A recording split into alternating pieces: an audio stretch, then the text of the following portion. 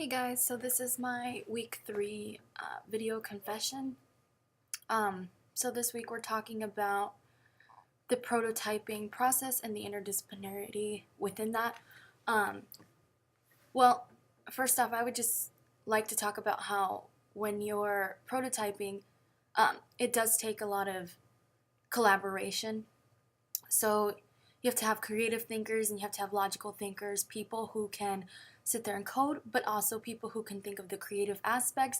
And then you have your, um, communicators who could speak fluently and sit there and present in front of an audience. Not every, it kind of like goes back into like the personality types, different things like that. But when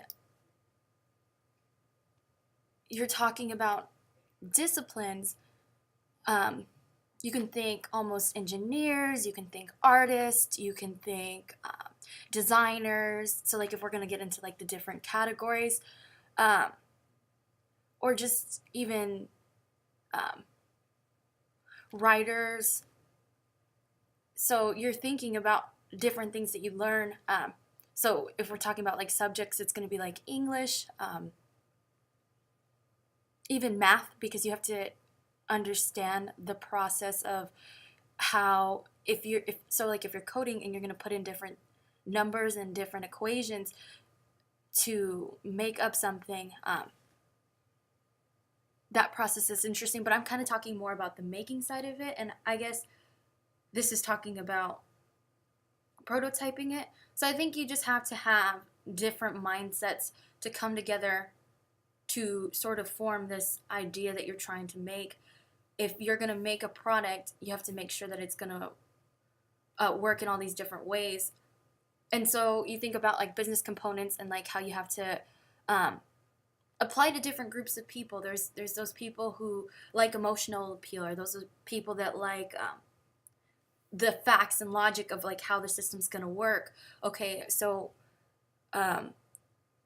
if we're talking about this project in general,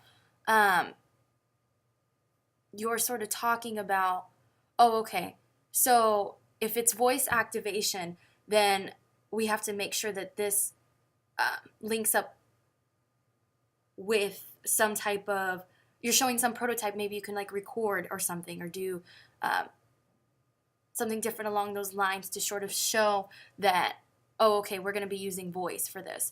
And then we're also going to be using visuals. Or some people, even with prototyping, they use physical objects.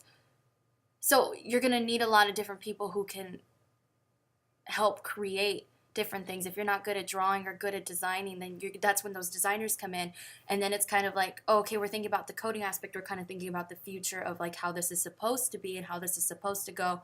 So I think that's kind of where the interdisciplinary comes in, because you're using different groups of people who have different skills and different